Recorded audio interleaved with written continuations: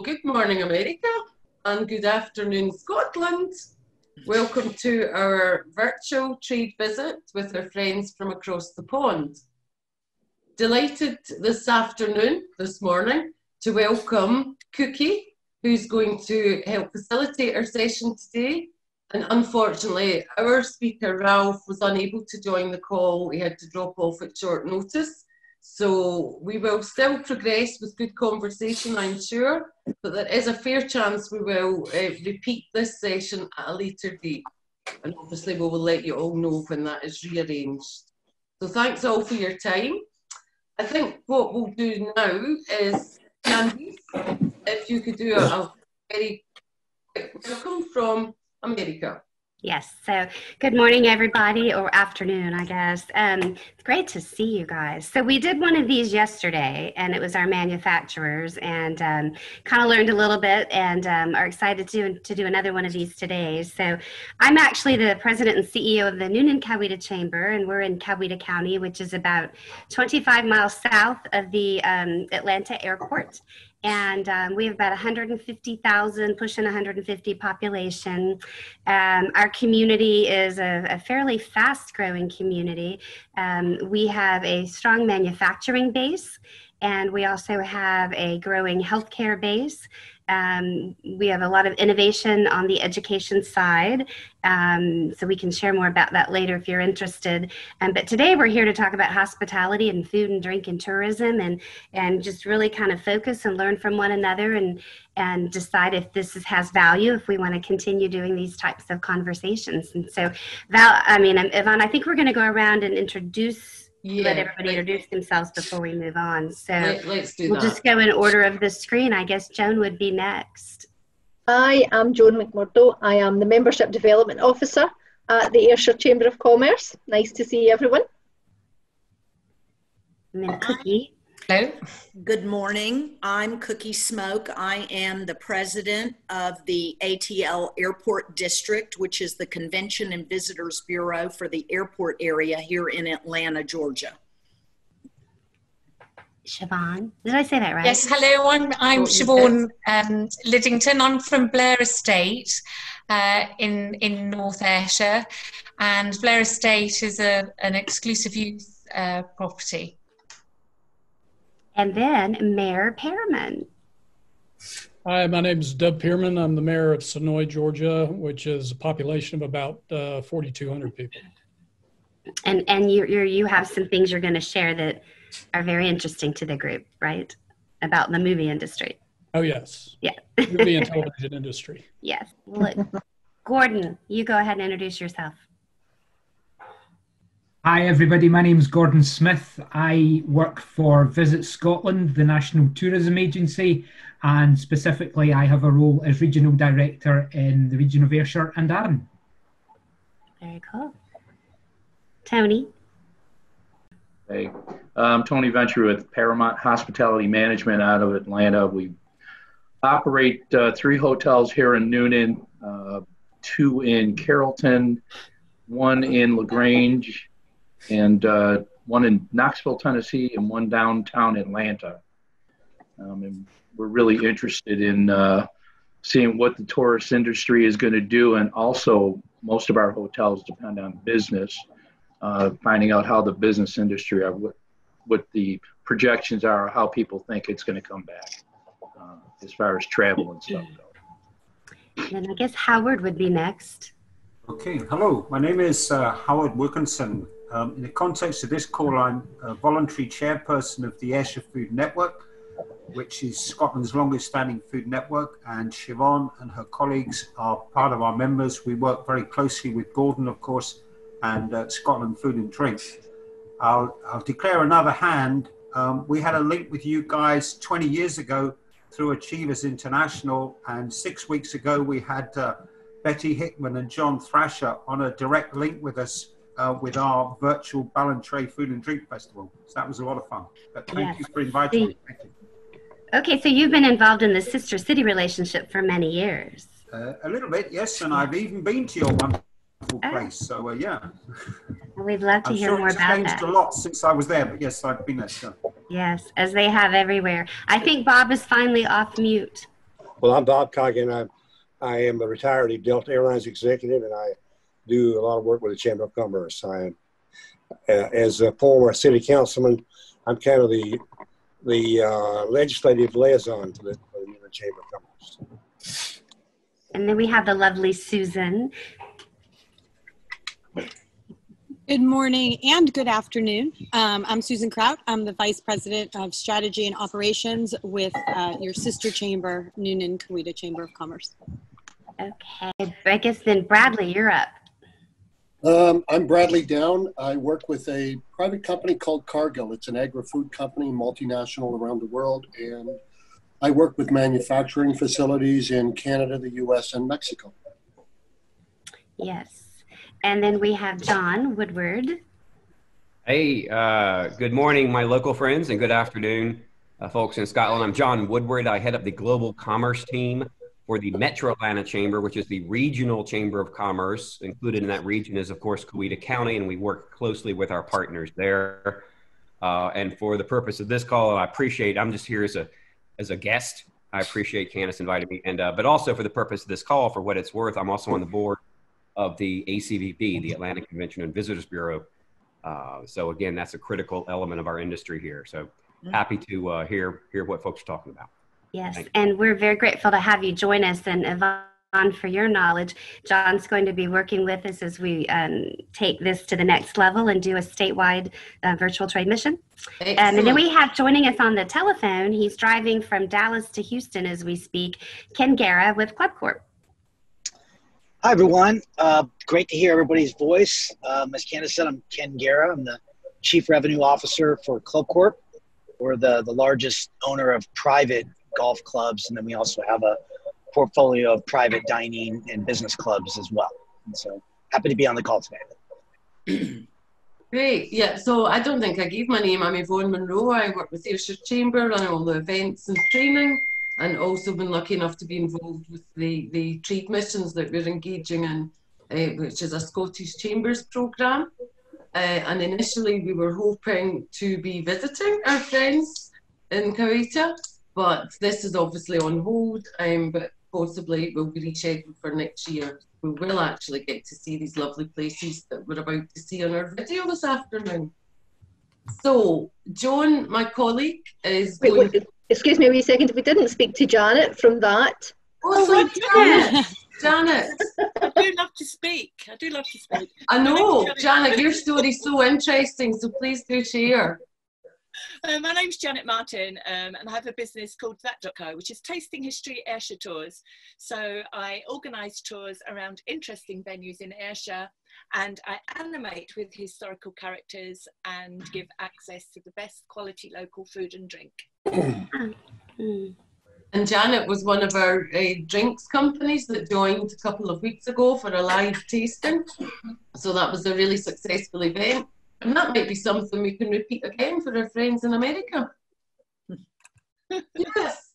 Okay, so we're going to show you a very short video. Thanks, Gordon, for sending. A short video on Ayrshire. Joan has shared the video link on the chat, so please feel free to go back and see it again.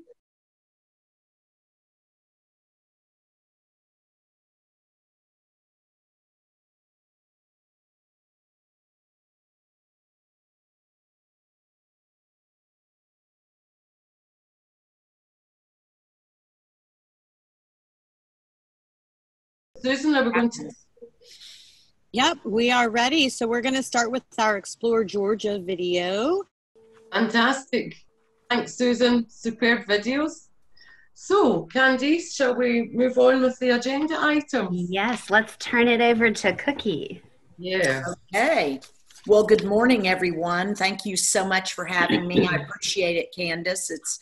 I already feel like I'm among friends. I spent 20 years of my career with Delta Airlines, so I worked with Mr. Coggin, Bob Coggin, and John Woodward. I spent 13 of my years with the Atlanta Convention and Visitors Bureau, so I feel like I'm amongst friends. Just kind of wanted to get started off with this whole recovery plan regarding COVID-19 and the impact and effect it's had on the tourism industry, which we all know right now has been unprecedented, probably one of the worst situations to ever impact our industry. And what comes to mind immediately is when we were faced with this were the 3 stages, which were number 1, to react, number 2, to reset, and number 3, to recover. And we will recover, but we have to make sure that we react in the most appropriate manner. The first thing that the ATL Airport District did when faced with this crisis was to go ahead and create a microsite on our website. We wanted to endear ourselves to our stakeholders, our customers, our cities, as a resource guide. And it was an information sharing and gathering. It included hotel closures, restaurant services, whether they were open or not open, curbside or dine-in, the Center for Disease Control protocols, local government protocols, as well as websites for testing, symptoms, any kind of information regarding our areas, our state, our country, and just sharing that information, making it easily acceptable and accessible, excuse me.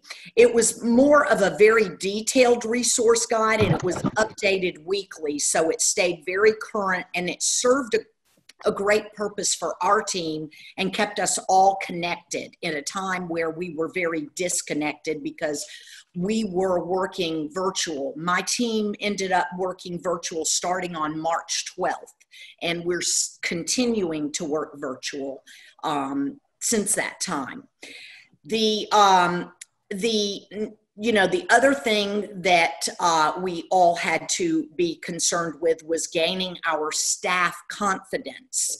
And obviously, with the downturn in the economy, the loss of business, the loss of leads and business gatherings, it just has been incredible. So first and foremost, I think all of our staffs were very concerned about their jobs, how we were going to handle this going forward. They're concerned with their safety. We have to make sure that we create a cleaner, safe environment for our associates to return to work, and in doing so, building their confidence so that they feel safe and secure when they do return. I maintained very, very close communication with our team, and it was quite a different area for us. We currently had several employees that would be considered at high risk, and they've been very fearful to return to the office environment.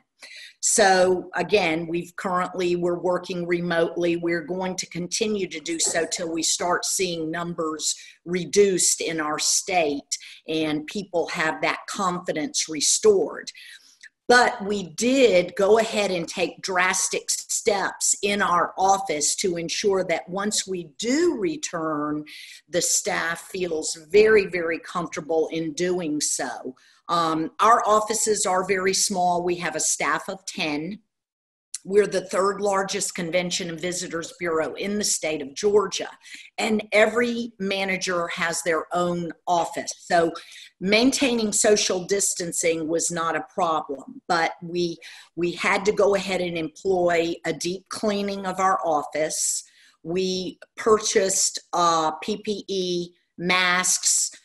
We are doing logoed masks as well, because let's all face it, we want any opportunity we can to market our products, and if it's with masks, then so be it. We'll accept that. So we created logoed masks that we can all wear. We've got hand sanitizer. We've got gloves. So when any employee comes into our office, in the morning. Their temperature is taken. They are required to use hand sanitizer. And when they are in public areas outside of their office, they are required to wear masks. This way, everyone feels safe and secure while maintaining social distancing. We've eliminated use of our coffee maker, our water cooler, which are very high touch areas. We cannot permit that right now. No staff will be able to come back into the office once they leave without using hand sanitizer again. We will not allow any visitors into our office from outside. So all of our visitors, we must meet them off premise. We don't want anyone coming into the office that's not an employee at this time. So, you know, these were pretty extreme protocols. We won't do any staff meetings in our office. Our staff boardroom is, it fits 12 people, but it's a little bit closer than we feel safe doing. So all of our staff meetings will continue to be conducted as we're doing today via Zoom. You know, so that we can ensure that everyone stays safe. And, you know, of course, the virtual, if you don't feel well, please stay home. We don't want anyone coming into the office that would put any others at risk. We did also purchase large quantities of cleaning solutions, Lysol wipes, anything that would ensure that we can maintain a germ-free environment. And one of the last things that we did was we purchased an air purifier that we are placing in our lobby area. And we were advised that this would be a great addition and helps in securing the area and keeping the germs down. So that's kind of the steps that we've taken so far. Even though we haven't even returned to the office yet, it's instilling in our employees the fact that their health and well-being is our #1 priority. And they know that, and they will feel safe coming back and re-entering the work world. The second most important thing is, of course, regaining our customers' confidence. And customer confidence is definitely going to take some time and a lot of communication and advertising. We are going to be very diligent in our ad campaigns moving forward, and showing what our hotel community is doing to ensure safety, what our convention center is doing to ensure safety, what our attractions are doing, what our airlines are doing. We want folks to know that we are dedicated to ensuring their safety when they come to visit with us. When they come or they want to bring a convention or a meeting or just simply want to bring their family, we want them to know that it is a top priority in our cities, that their safety is #1, and that we will leave no stone unturned to ensure that. We're going to align all of our ad campaigns, our social media campaigns, and our digital advertising to outline those cleaning protocols and include lots of details. How our meeting space that would previously seat 500 now might only seat 75. Because we are going to ensure social distancing, how we will place hand sanitizing stations throughout our convention center, social distancing as well. Masks will be required, not voluntary, but required at all times in the facility as well as in our hotel properties. And by communicating these steps being taken, we're hopeful to regain our customers' confidence. We've already kind of started rolling out some of these campaigns, and I can tell you that I just got word this morning from my director of sales that we booked a piece of business for August at one of our hotels for 150 room nights and 150 attendees. And if that doesn't scream recovery, I don't know what does. And we're very, very excited to hear that kind of news. Those are the kinds of things that ensure and show that we are going to recover and we're on the right track. And by all this communication, we will, get forward. Does anybody have any questions so far? I certainly, I don't want to talk too fast. And since Ralph's not on board with us this morning, I'm kind of doing this by myself, but I'd love to entertain any questions along the way if you have them. I have one real quick one, Cookie, if I can. What is that? Congratulations on that booking. That's such great news. Yes. What are the dates of that you booked that? How far out is that? Well, it's next month. It's August. Wow. It's August of this year. So I will also tell you, we did book a piece of business that is really going to make you all excited. Last week, we booked a piece of business that's huge. It's 3,000 attendees. It's 1,000 room nights, and it's for 2021 and 22. And it resulted in over 10,000 room nights. So business is moving, it's coming back, and we're ready for it. We had to reset. Now we're in the recovery stage, and we're just trying to be very communicative out there with the steps that we're taking. You've got to build that confidence back. It's not going to be easy. So you've just got to be diligent and laser focused on communicating that. So any other questions right now? Okay, well then I will go ahead and move forward. And one of the things that we also wanted to talk about was how you own your bounce back. And with the ATL Airport District, we started out immediately with a brand new ad campaign, a very soft sell, if you will. We're certainly not out there saying, come visit, come now, we want you, no, we want you when you are ready and you feel safe, but these are the steps that we are taking to ensure that safety. And our ad campaign is real, it's very plain and simple. And it starts out with, we're still standing. We're still serving. We're still pouring. And we use pictorials of clerks at the check-in desk of a hotel wearing masks, or a bartender pouring a drink with a mask on and gloves, so that it shows through the whole campaign. We are still here. We're social distancing. We're doing what we need to do. They'll include all the folks social distancing, wearing masks, pictures of meetings that we are already conducting, showing social distancing, photos of hotels cleaning protocols, things that are our new normal right now, and that, we're ready for you to come back. Additionally, the state of Georgia Department of Economic Development has taken on a new idea campaign called the Georgia Safety Promise.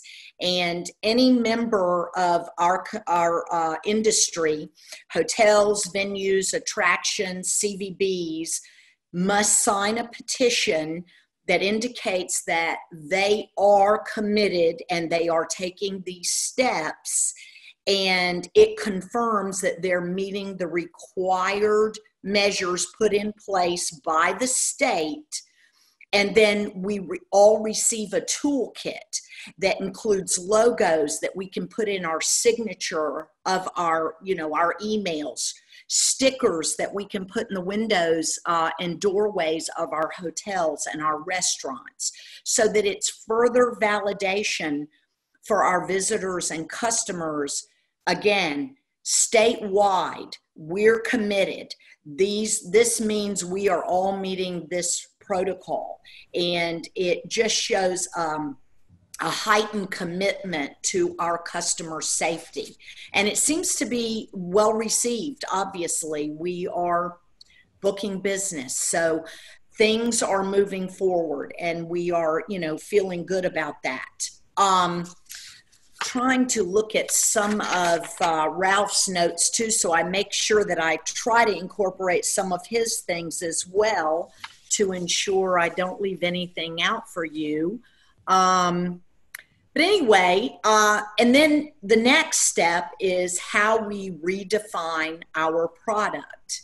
And Cookie, sorry. Yes. Hi. Before we move on to the next point, Gordon Smith from Visit Scotland's on the call, and Gordon's happy, would love to share what Visit Scotland are doing with our advertising campaigns. That would be awesome. Thanks, Gordon.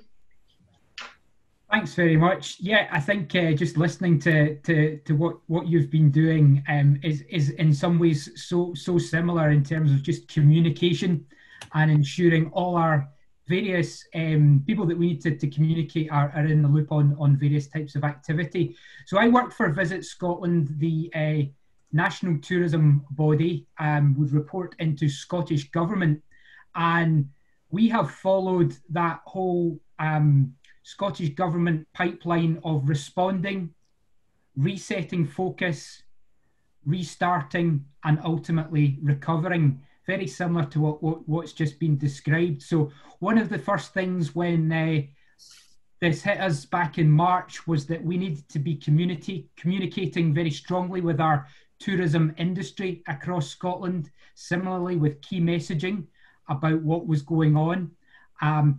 Obviously, businesses are struggling and needed access to funding streams. So we were a conduit of ensuring that those businesses were able to find appropriate mechanisms of funding to help survival. We were also part of escalating issues, listening to our tourism industry, ensuring that the information that we were being provided was getting up to Scottish Government ministers who were able to make appropriate decisions on activity. One of the other things that you've just mentioned is that reassurance to both business and to potential customers about the various hotels, attractions, transport providers, and going forward, that there's that reassurance of health and safety. So along with other nations within the UK, we've signed up to something called the We're Good to Go scheme, which is a self-assessment that businesses take part in to ensure and to reassure customers that they are ready to receive that custom in light of all that COVID-19 unfortunately brings. So this is a scheme that has attracted around about 5,000 participants, nearly 6,000 participants to date across the country. And similarly, they're able to badge up their premise with toolkits and just ensuring that they are keeping to hygiene standards.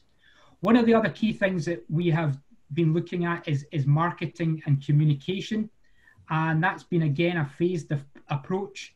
When we were under lockdown, that whole message was about dream now, visit later. Scotland will still be here when this is all over, and we hope to welcome you back appropriately in due course. And we have different markets in Scotland, the domestic Scottish market, the UK market, and then our international market, where about 80% of our visitors are UK and 20% overseas. 20% overseas includes obviously North America, where we see that as a lucrative market for Scotland. And all our marketing focus has been taking people through that journey of dream now, visit later, currently, since the 15th of July, tourism has been able to reopen in Scotland. So our marketing focus has predominantly been focused at a Scottish audience and helping them to fall in love with their own hometowns, with their own regions, and encouraging them to almost be a tourist in their hometown as they are part of the recovery of putting something back into the local economy. So there's a whole Scotland Needs You approach in our current marketing activity. And once it's the right way to do, we will start to open up and market that campaign to wider UK audiences. And then further down the line, the international markets would come back on. But all through this, we're continuing to talk and dialogue with our international contacts, ensuring that our international trade contacts, our online travel agents are all knowing what Scotland has to offer and will have to offer further down the line. We definitely know at this stage there is a pent-up demand when the time is right for people to be visiting Scotland once more. Gordon, thank you so much. I don't mean to be rude or interrupt, but Alistair, I would love him to get a few words because he's about to dock in Arran, so I would love for Alistair to say hi and a bit about the challenges on the island. Thanks, Alistair. Hey, thanks, Yvonne, and really sorry, I've got the real challenges right now of being on a ferry that's links Arran with Ayrshire, and I'm away for my first business meeting in 3 months. So apologies, I'm dropping in and dropping out because the connectivity is not great. I've also got to wear a face mask because I'm on the ferry, public transport and all that. But great to meet you guys from Georgia, and I'd really like to see what we can do and connect further in the future. I visited Georgia once and I loved it. I was there for 10 days, enjoying the hospitality there, and but also playing golf and visiting the Masters at Augusta. Spent some time in Atlanta and was looked after tremendously well, so I need to reciprocate that soon. But I'm so lucky. I'm involved in the food and drink industry in Scotland, and we've got great produce, and we're even exporting to the US now, into Texas. But hopefully we'll get into Georgia as well soon. Maybe some of you, if you go to Texas, will know the central markets places, but we're distributing through Chef's Warehouse. Anyway, on Arran, we've been doing lots of this virtual conferencing and stuff, but it's all been about recovering safely, responsibly, and keeping that welcome, about trying to gain confidence within our industries and our guests to the island. So that's the main thing for us. Interesting things are we're now running about 60 to 90% of last year's capacity, but bookings for August, September and October are looking ahead of last year. So there's some secret sauce working here that we really need to understand better and really deliver that message that we're trying to get out there about emotional and experiential stuff that you can engage with. But we have to keep our community with us because it's hugely important that they feel safe and secure as well, to keep that safety message and welcoming messaging going. So that's a very quick overview. So apologies for taking everybody's time at this stage. I've got to jump in and jump out, got to get on my car. That was very quick for you, Alistair. Yeah, normally Yvonne has to mute me halfway through. But safe journey to that beautiful island. So Yvonne, I wanted to see if, hey Alistair, there you are. Hey, there you go. There he is. That was fabulous. So Ken Guerra, who's driving from Dallas to Houston, but I'd love to hear maybe what he has to contribute. So Club Corp does a whole lot on the hospitality side with their clubs across the country, but then they also have the golfing model. And I can't remember who on the call from Scotland is representing the golf industry. I think most everybody's more hospitality, but I'd love to hear what Ken has to say maybe about what they've been doing. Throughout the process, they've pretty much remained active. But Ken, can you talk to that? Sure. First of all, we had some great leadership in the company that started planning way ahead. We were scenario planning in early February for, if the pandemic, occurred like it looked like it was going to, what were we going to do? and you know, we were making decisions obviously before we had, you know, government mandates to do certain things. So, you know, a lot of what's already been said in terms of you know, putting the safety of our team members and our members or customers as the top priority, and quickly establishing protocols for cleanliness, for, you know, making sure that before employees, you know, come to work, that we're screening them in terms of making sure that they're not sick. In most cases, temperature checking, and of course communicating a lot with our employees and our customers to let them know that that's what we're doing. One thing that I hadn't heard yet that we found very valuable was to actually solicit feedback from our customers, to ask them how comfortable they felt about coming to our facilities, and about what they thought was most important that we should be doing in terms of protecting them and protecting our employees, and how they felt about you know, our employees wearing face masks. This is again before it got mandated in most areas. How we felt about them, asking our customers to wear face masks, and that was really helpful. It gave us it allows us to move faster with some of those safety protocols, and be confident that's what our customers generally wanted to see happen. And while again reinforcing that overall message that this was a huge priority for us, and that they should feel confident doing business with us.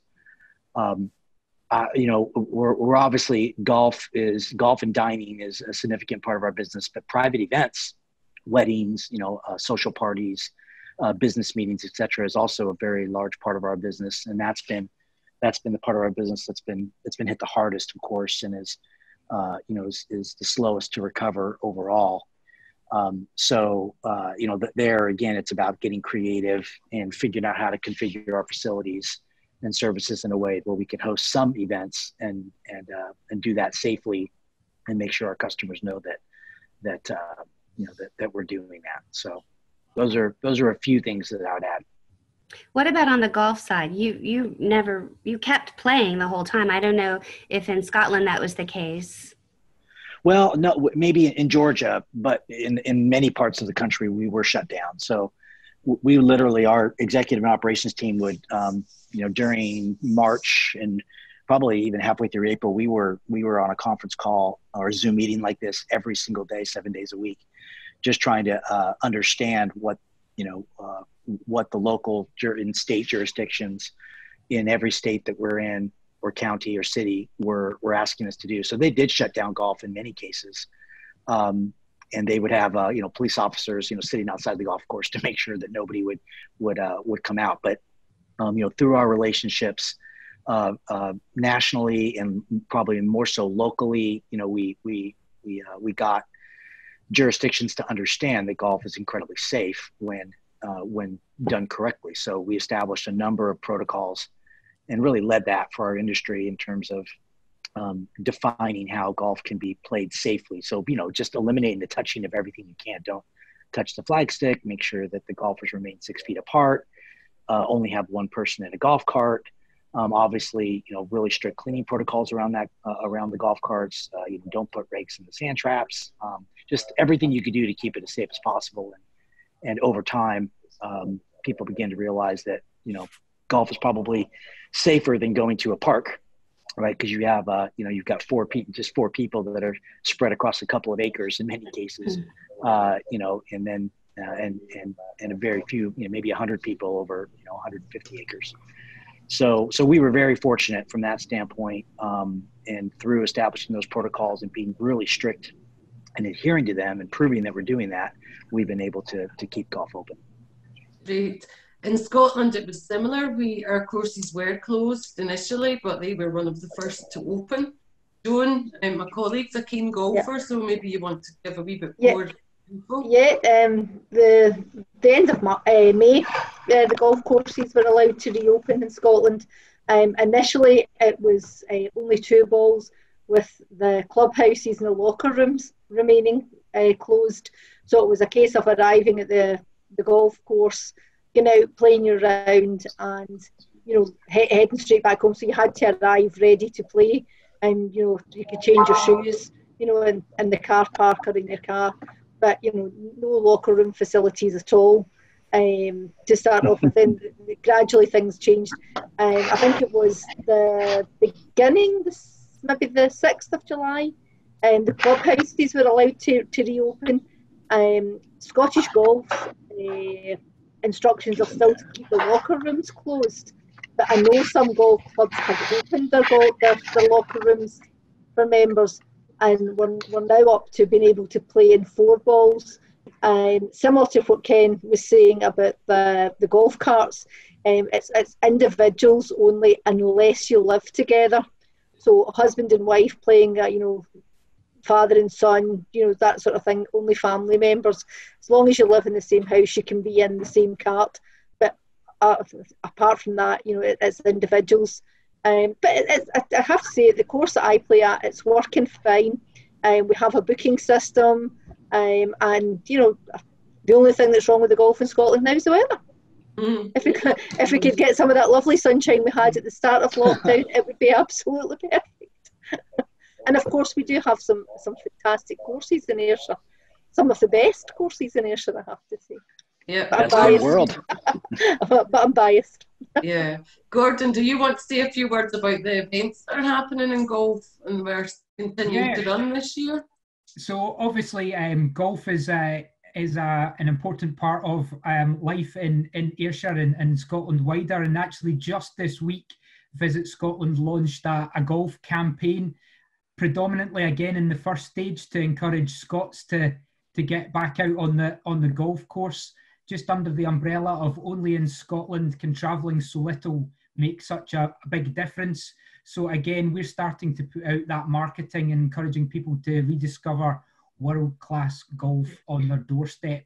But one of the other things that we still are hosting in Ayrshire this year is the Women's British Open, which will be held at Royal Troon later on in August. Sadly, there will be no spectators at the golf tournament this year, but it still goes ahead under obviously different conditions. We will still, as a region, be profiled on TV across the globe. So we still have an opportunity to showcase the great golf product in the country and at large when that happens. So that's a new thing for us in terms of a golf event happening, but there will be no spectators. Let's hope the sun shines in August to showcase Ayrshire at its best. Why don't you tell us a little bit about what's going on in Sonoy? For those of you that aren't familiar, Sonoy is such a quaint, adorable little town. And if any of you watch The Walking Dead, that's where it's filmed. And I can tell you that they have thousands of tourists on a daily basis visiting there. So how has that impacted you guys, and what steps are you taking to recover? Well, we've had a significant drop in the number of tourists that are coming into town, obviously. We have started to pick up some of the walking tours that have been going around town. The tour guides are obviously wearing masks and practicing social distancing. But it has been a significant impact on our downtown area as far as the restaurants go, especially. Our downtown area is a total of about 2.5 blocks of commercial businesses. We have, currently we've got 8 restaurants that are open in that area. So when the walking tours slow down, all of those restaurants are impacted significantly. We had the ban on indoor eating for quite a while. It was takeout only. That is starting to recover, but it still is not where it was. Just talking to the restaurant owners and talking to the servers, it's still a pretty significant impact. But the tours have started back up again, and people are returning. So the weekends, people are coming back to town. A lot of the larger events that we normally plan with our Downtown Development Authority, most of those are operated by volunteers. It makes it very difficult to force a volunteer to come out and help out with these things. With the restrictions from the state as far as limiting the number of people for large gatherings, most of those events have been canceled.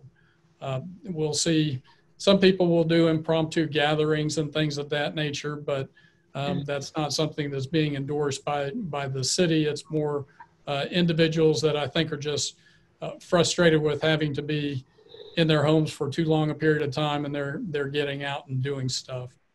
But the restaurants are starting to pick up again.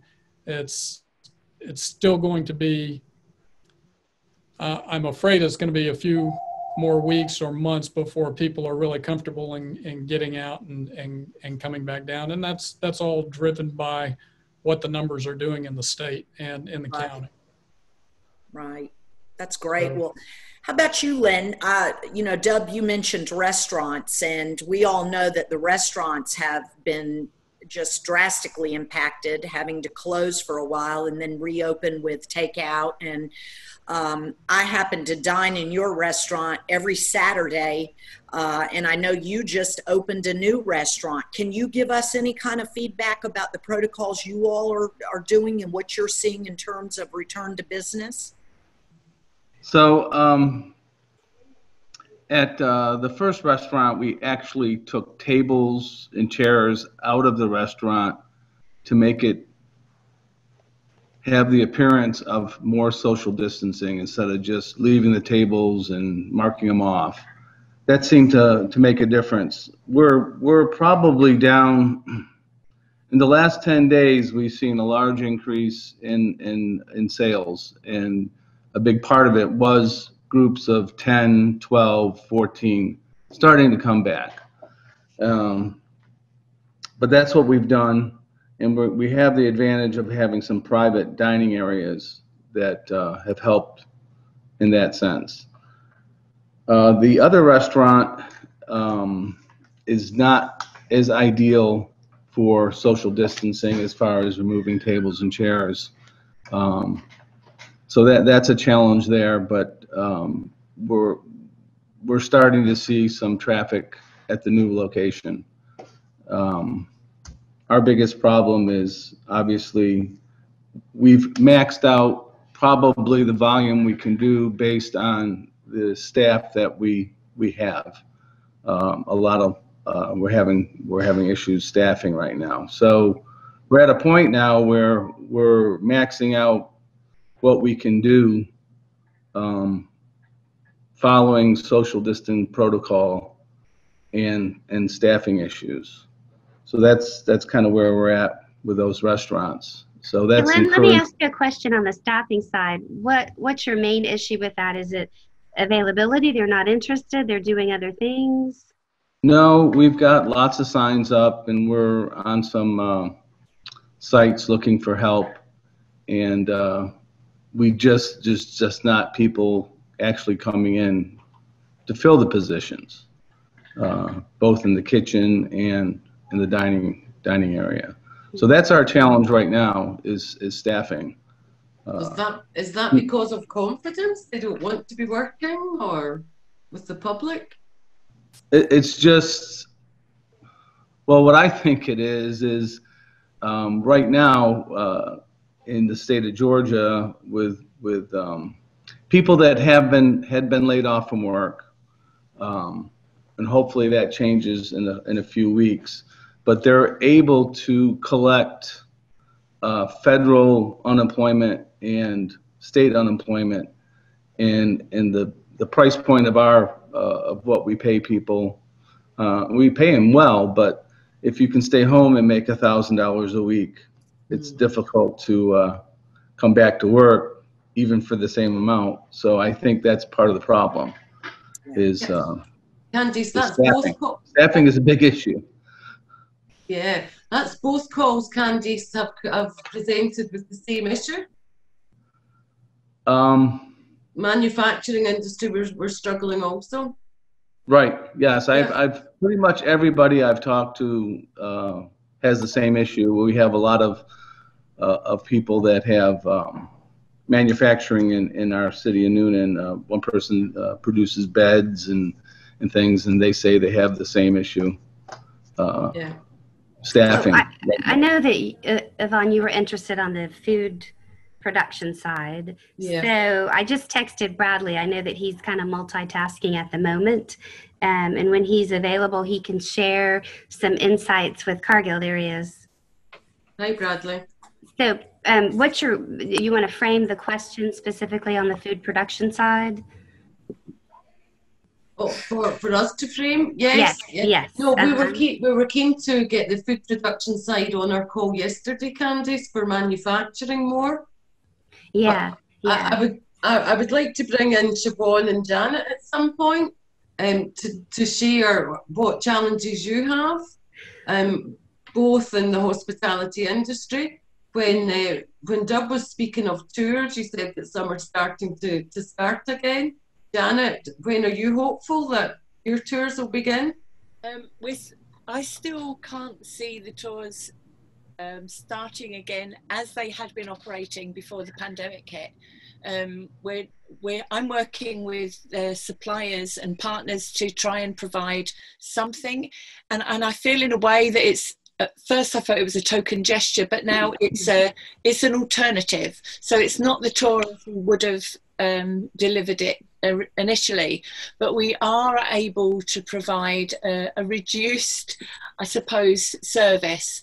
And obviously Leonard had just mentioned in eating places the tables are spaced, we're serving outside weather allowing, and just like providing that we follow all the protocol, that the COVID aware procedures, we can deliver some sort of service, although it's not as we would wish it to be.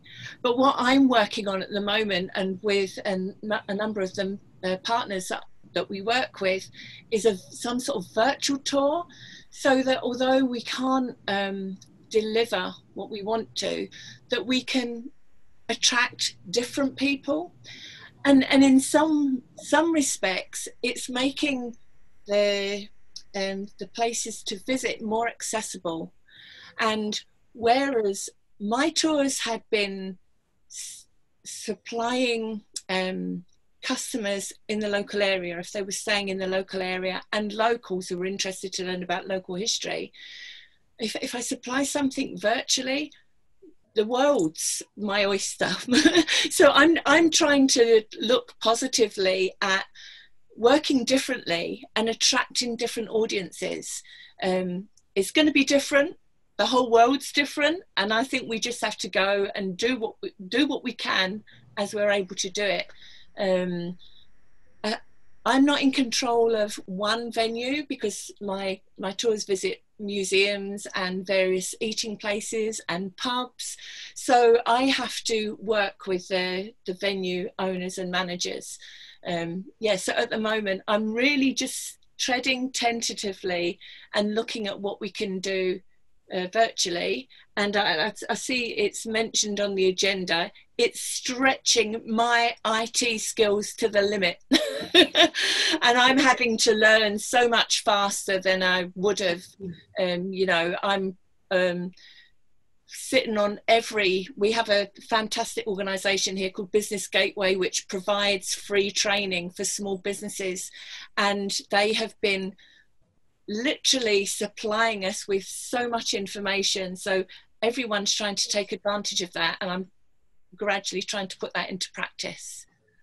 Yeah. Thanks, Janet. Thank you. So Yvonne, maybe when, and this is great information, and I hope that when we're done with this call, there'll be an opportunity that people can just share offline things they've heard. Like, for instance, Cookie's opening comments were fabulous. I hope you have all those bulleted, because I'd love to be able to share that with everybody. But everybody has something they have access to that they can share. So Bradley's piece, he was going to be on the call yesterday and was kind enough to agree to do both of these calls. Cargill has a little bit of an interesting perspective, and so if Bradley, if you could just share the company itself, what that represents, because a lot of people don't understand what the internal framework looks like, and then maybe break it down internally what you've done on the COVID side, but certainly on the production side moving forward, and some of the markets that you share, and just kind of an overall picture. Yeah, I can be quick with it. Cargill's an international food provider, so we're essentially making ingredients all over the world. And so we had facilities in China where this thing started out at, lots in the UK, in the poultry business, supplying McDonald's around the world. But specifically to the plants that I would be involved in Canada, the US, and Mexico, because we're an essential worker, and we needed to continue to provide food to feed our nation and our communities, a couple of things happened. One, we've been very proactive in what we did. We take 3 temperatures a day of every employee. So in one of our smaller facilities, to which I live in the same community in Noonan, that's 758 people get their temperature taken 3 times a day. That has helped immensely, because people can show up to work and be okay, and 4 hours later, not be okay. So we've been very proactive in quarantining people. We've looked at our carpooling methods and how do we reduce that. We're actually sanitizing cars with more than 3 people in them. So we actually pull the carpool vehicles into a lane, we sanitize them after they show up, so that before they go home, those vehicles are sanitized. The pride piece for me has been a really big deal. Anytime, regardless of what your industry you're in, and certainly in the food service industry, it's hard to get people proud of what they do, because it's just really hard work. And so we've taken a moment to remind our people that we're feeding our nation, and that is really important work. And it plays a really big part, not just in the recovery, but in the moments that we're going through this. And so working with that has been critical to make sure that our people, everyone in the building, understands why they're here and why they matter. And I think when we come out of this, and we will, we're going to have a better group of employees who better understand the importance of what we do. And I think we'll play a bigger role in the community, because we're working with food service providers, everyone that we can, to do what we can. And so while we can't go on business trips, I'm used to, driving to Atlanta every morning, getting on a plane and going to some country and then coming back Friday night. We're doing things like this. So we've become better at Zoom. I think we've become so good at Zoom that I'm making notes on how to have the best Zoom meetings, and what can you do to really engage people, and how do you can't watch their hands and their feet as much, but you can listen to the tone of their voice. You can watch their eyes as you speak, and you become really engaged in one thing, what they're saying. And so we've all been in meetings where you could be distracted 100 different ways. In Zoom, you're either all in or you're not. And so I see Zoom meetings, Skype meetings, Microsoft Team meetings as a reminder that what people say is important, and it's important to listen to everyone. And so I feel invigorated that when we come out of this, we'll be a little bit kinder, we'll be a little bit smarter, and we'll appreciate so much more what we had. And I really hope we don't go back to what we were. Everybody's saying, I wanted to get back to normal. And it's like, I'm not so sure I like the normal that we were at. And so we're pushing to recreate who we are, what we're doing. And I hope that all of us can do the same thing. Preguntas? Questions? Bradley, thank you. That was echo your sentiments there. Howard, would you like to say a few words on the Ayrshire Food Network and how you're adapting? Yeah, well, thank you very, very much for the opportunity. I'll be brief. The Ayrshire Food Network has got approximately 40 members in it, which range from the tiniest one-person food producer up to some quite big organizations. And as you can imagine, this whole thing has gone through tremendous waves of change. We call it hiatus 1, 2, and 3. We're on hiatus 3 at the moment.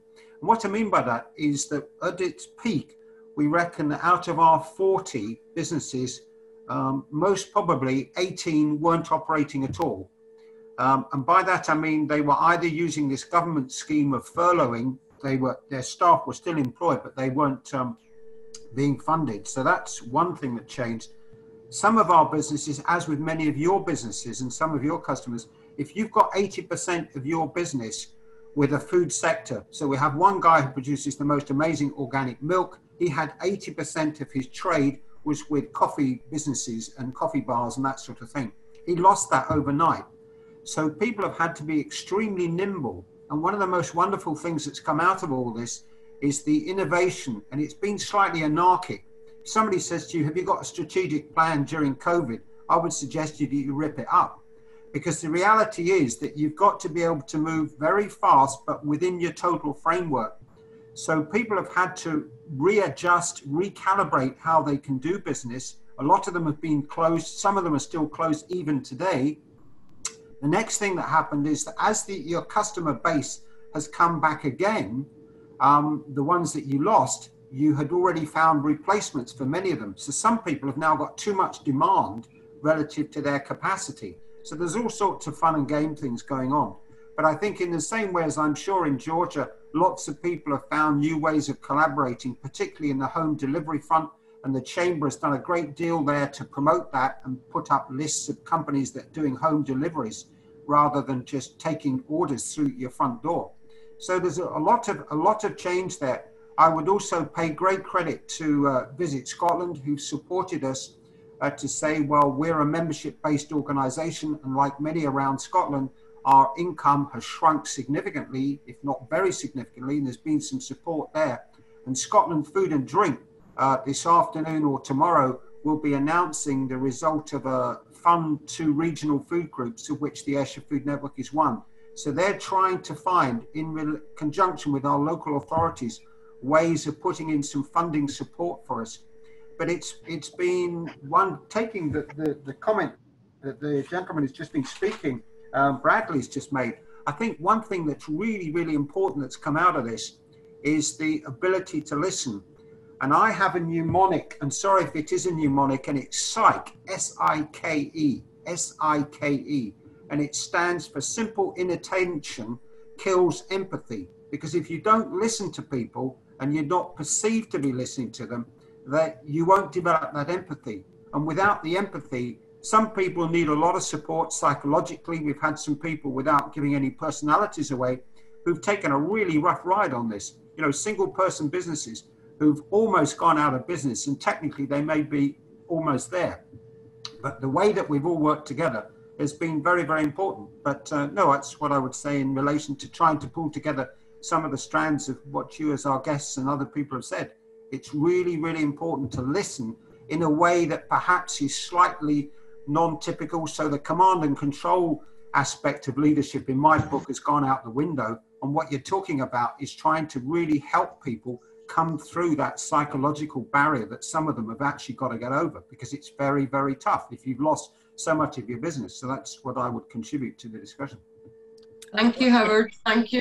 Siobhan, would you like to just say a few words on what you've been doing at the Blair Estates? I know you've been very active in getting your beautiful establishment open again. Yes, thank you, Yvonne, and hello to everybody there.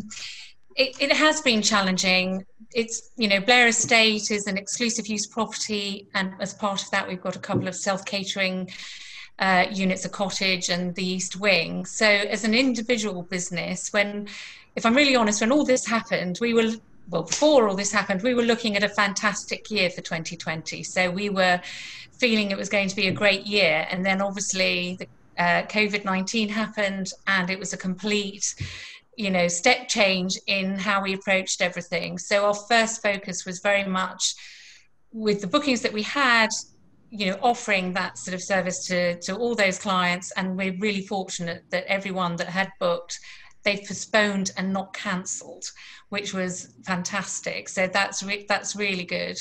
Obviously we did close, and being on furlough for me was quite tough, I have to say. I like to be busy. But I'd sort of have to support what Howard said, in that the Ayrshire Chamber and Visit Scotland have both been so supportive with funding, helping to clarify some of the government guidelines, because as a small business, some of that was confusing. And so it's at times like this, actually, you really appreciate having supportive bodies like that you can turn to. So that's been really fantastic. We have done a lot of training with our staff. We've done, just recently completely, health and safety training with everybody. We've done sort of a whole new sort of cleaning protocol training with everyone to ensure all those standards are in place and what have you. What's encouraging now is that we are seeing an increase in inquiries, which is fantastic. I think because Blair, we're not a hotel, it's a slightly different sort of setup, and therefore for smaller groups coming to stay or take exclusive use, that is of interest to people. So that's fantastic. But for all our colleagues from Georgia, I mean, Ayrshire does offer so much, whether it's all the activities, the wonderful golf, and the food and drink. Janet, all your historical sort of food tasting tours, just amazing. So there is an awful lot for people to sort of reasons why people should come here. But I'd have to say it has been tough. It has been a tough few months, but we're very grateful for the support we've had. Well, and speaking of, no one in this industry has been more impacted than the hotel industry. I mean, we all know that. They've taken a bath and they've seen their occupancy drop down into the teens. And Tony, why don't you share with the group some of the things that you're seeing and what your plans are to move towards recovery? Well, one thing, no matter how much we do at the hotel level, you still have to depend on people to be comfortable traveling again. Right. And until they're comfortable getting on an airplane and coming to the hotel, we're going to have to just go with the leisure traveler and the people that are doing the day trips. You're seeing that booking window is much shorter. You're seeing the people that are coming in are just very price conscious, and we've got to stay on top of that. And then, of course, when people do come in, you've got to make sure that they have confidence in the fact that you're doing everything to keep them safe. A couple of the other issues that we have, challenges, is, when you do have team members at work and stuff, is if somebody does test positive, everyone loses it. And the reality is, if you're doing everything you're supposed to do, one person can have it, and it shouldn't spread if everyone's doing everything and following the guidelines that they've been given. And the other thing, and going back to what Leonard said earlier about hiring and people coming back to work, a lot of the people that work for us depend on daycare and school to have their kids all day. Yeah. And today, they don't have that. So, you've got to sometimes work around how do you help them as far as their daycare and their facilities and that type of stuff go. In Georgia, it's going to be even worse because most of the schools are going to not go back where the kids are in school, and the parents are going to have to some way figure out how to be at home and monitor their kids that they're going ahead and doing their studying. So we've got a lot of challenges, and we just do everything that we can to let our guests know that, hey, we're doing everything to keep our hotel clean and sanitized, and we tell our team members the same thing. We do the temperature taking, we require the face mask, and hopefully that's enough. But until confidence in getting on a plane and traveling and doing that on a daily basis again is there, I think we're going to just have that challenge of getting what's there, having that leisure traveler, and that's really about all we've got to work with right now. Well, and that seems to be the market that's recovering first for us. And Gordon, you spoke to that a while ago about marketing within the country, because getting people, we call them staycations, We want to get people to come, you know, they don't want to travel on an airplane, but they can certainly hop in a car and drive to one of our areas and stay in our hotels and still social distance and remain safe. So that's, you know, a market that we are also, as you were talking to earlier, Gordon, and I'm sure, Tony, you're seeing a lot of that in your hotel community. Are you starting to see your occupancy recover? Yeah, especially weekends. Good, good.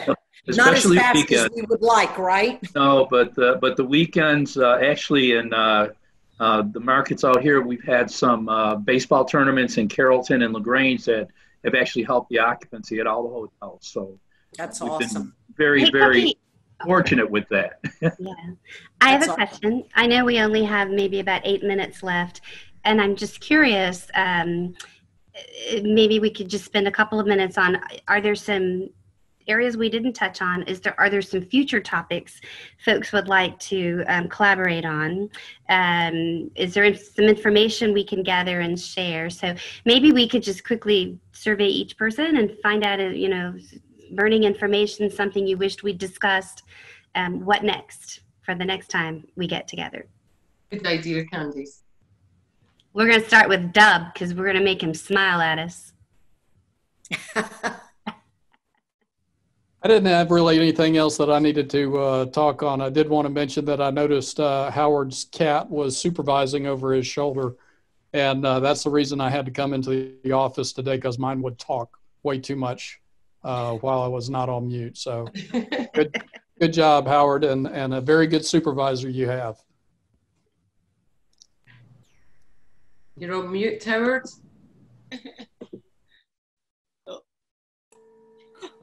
My cat is used to a Georgia accent and knows that a Georgia accent can be associated with friendly people. So she's a canny cat, and when she heard a Georgia accent, she said she'd come and look over my shoulder. But you're very observant, Will. That's really good. It's really good. Might I just take a second to answer the comment? As I said right at the beginning, we held 6 weeks ago, and various people on this call were on that call as well. We held a virtual food and drink festival. Now, we have a tiny food and drink festival here, relatively speaking, that might take 3,000 people over a weekend, which by our standards, that's hosted in a village with only 300 people in it. This year, we put out 12 virtual videos about the speakers doing their thing, and we've had something like 9,500 visitors to that. And as a virtual event, and I hope you'll take up this invitation, we had a virtual Zoom session, and we had 30 locations in 6 countries across 9 time zones involved in it. And we did it all in 40 minutes, as Janet knows. It was round to the last 9 seconds. But what I'm getting at is that I hope next year, if you'll accept the invitation, we may find a way using satellite technology or whatever from the beach, because it's held on a beach, to link up with you guys as representatives from Georgia.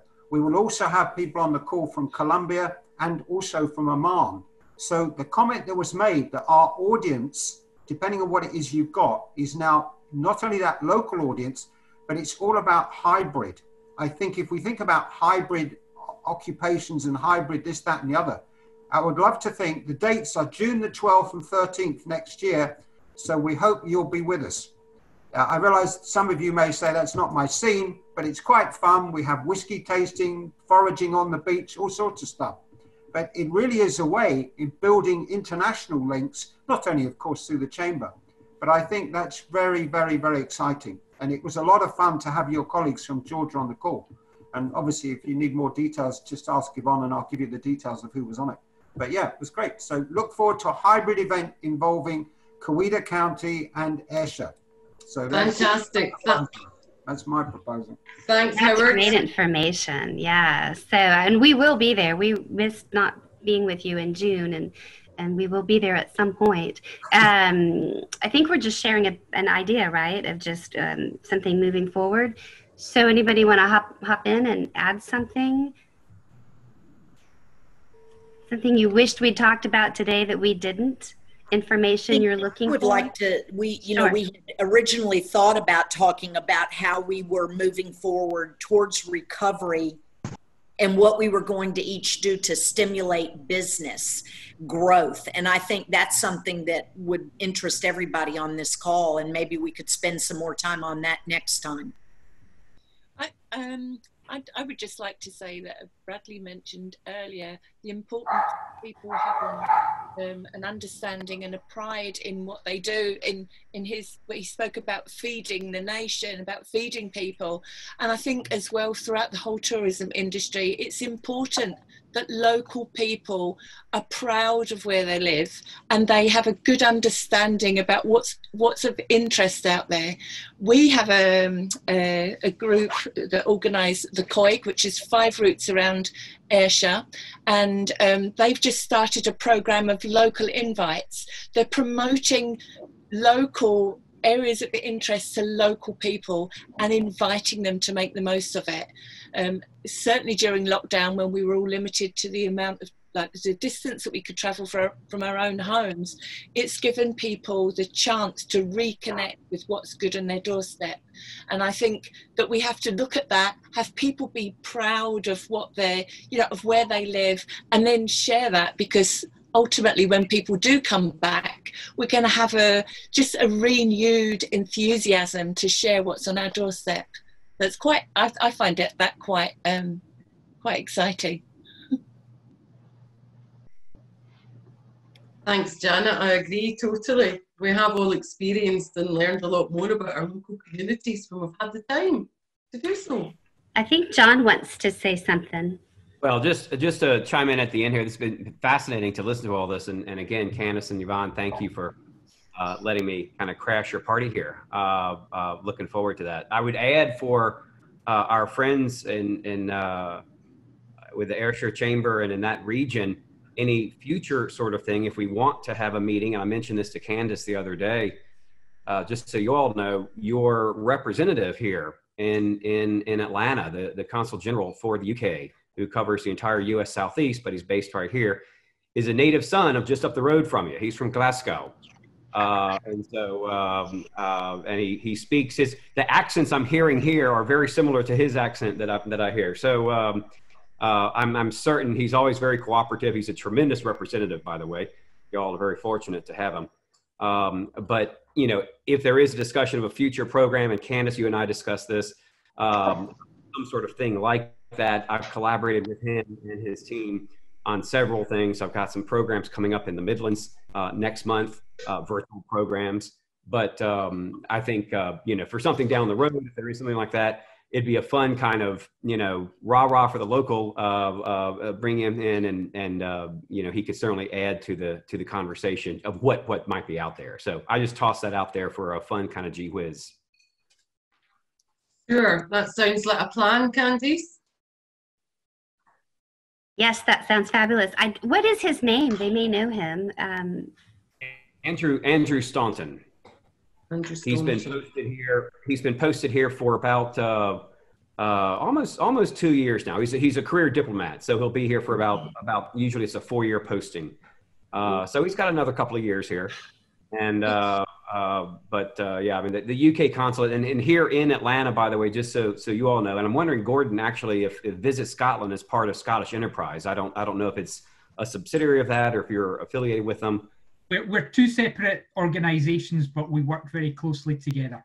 So that's what I figured. So we have just so you all know, we have here as well within the UK consulate, which is actually right next door to my office downtown Atlanta. There is a rather sizable contingent of UK DIT. I know the Scottish Enterprise sometimes has issues with UK DIT, so I won't go into all that. But there is a UK DIT office, obviously the consulate staff, and Andrew himself, as I say, is a native son from up the road. So certainly happy to bring those folks in. Andrew is a career diplomat, so he'll rotate through, but the staff is based here. Great information. And I think, Cookie, you may have some closing comments.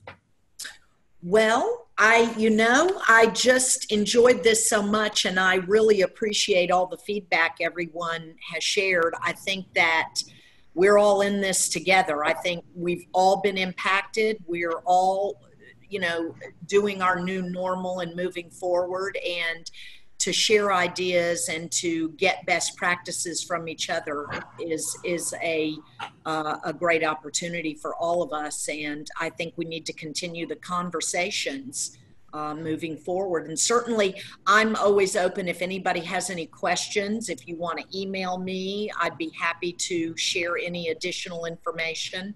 There's so much we could have talked for hours, I think. We all have different things going on and different best practices to share. So, Yvonne. Thank you so much, Cookie. That was excellent. And as you say, we could have talked for hours, but we do all get Zoom fatigue these days.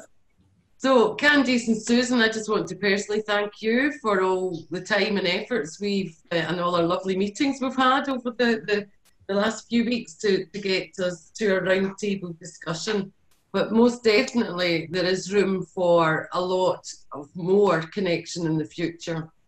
So I just wanted to close off by saying thanks to everyone for joining. Thanks to everybody. We will be in touch. We appreciate your time. And thank you, Cookie, for facilitating our meeting. And thank you, Candace. And everybody be safe. And yes, one more day till the weekend, right? Yes, right.